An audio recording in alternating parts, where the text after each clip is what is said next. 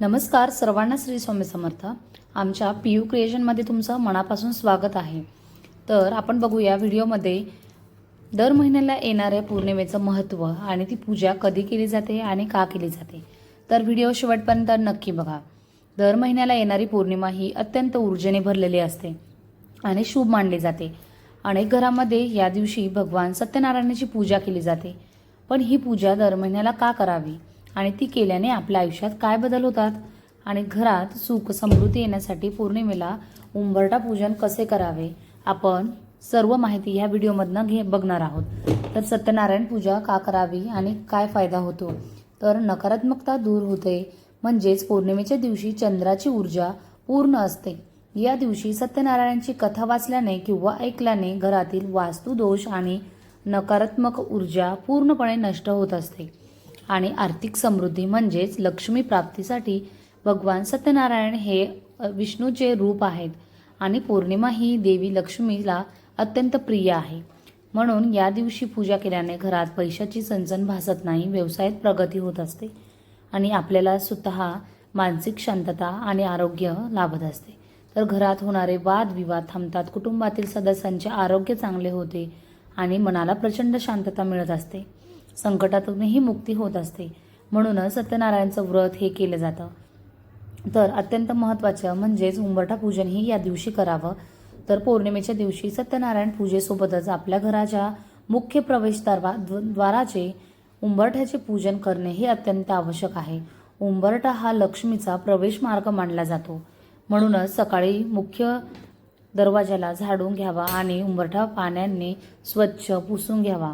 गोमूत्र किंवा हळदीने पाणी उंबरठ्याचे थोडे गोमूत्र किंवा हळदीचे पाणी शिंपडवावे आणि वास्तू शुद्ध होते.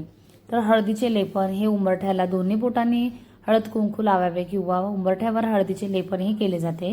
रांगोळी नंतर मुख्य दरवाजाच्या दोन्ही बाजूंना स्वास्तिक किंवा लक्ष्मीचे पावलं रांगोळीने काढावीत आणि उंबरठ्याला दिवा आणि अगरबत्ती दाखवून नमस्कार करा. हे लक्ष्मी माता आमच्या घरात सुख समृद्धी घेऊन ये अशी प्रार्थना करावी. यामुळे अलक्ष्मी दारिद्र्य घराबाहेर राहते आणि सकारात्मकता घरात येत असते. तर पौर्णिमेला सत्यनारायण पूजा कशी करायची आहे आपण बघूया.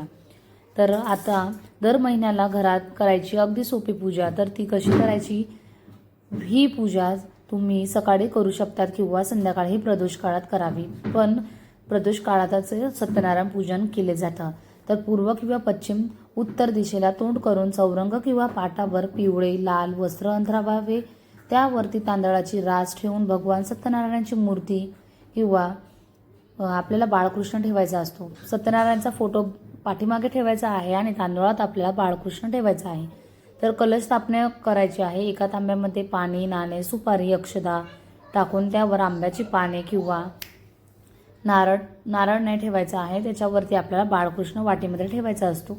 तर अशा प्रकारे आपण आंब्याचा डगा ठेवून ही स्थापना आपण कलशाची करायची आहे. त्यानंतर आपण 3 सुपाऱ्या असतात. ह्या 3 सुपाऱ्यांचं जास्त महत्त्व असतं. तर एक गणपती, एक लक्ष्मी आणि एक कुबेरची सुपारी आपल्याला या पूजेमध्ये मांडणी करायची आहे.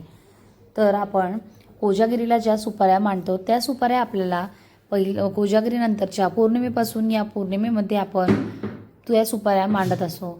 तर सुपाऱ्या ही पानावरती ठेवून त्यांना नैवेद्य दाखवायचा आहे. धूप दीप अगरबत्ती ओवाळायची असते आणि आपल्याला शिऱ्याचा प्रसाद हा त्या दिवशी पूजेमध्ये करायचा असतो. आणि तर तुम्हीही दर महिन्याला उपवास करत असाल आणि नसेल करत तर या कोजागिरीपासून तुम्हाला इच्छा असेल तर ही पूजा आपण प्रदोष काळात खूप साध्या सोप्या पद्धतीने आपण करू शकतो. तर तुम्हाला व्हिडिओ आवडल्यास लाईक, शेअर, कमेंट करायला विसरू नका आणि चॅनलला नवीन असाल तर सबस्क्राईब नक्की करा. भेटूया नेक्स्ट व्हिडिओमध्ये. तोपर्यंत सर्वांना श्री स्वामी समर्थ. धन्यवाद.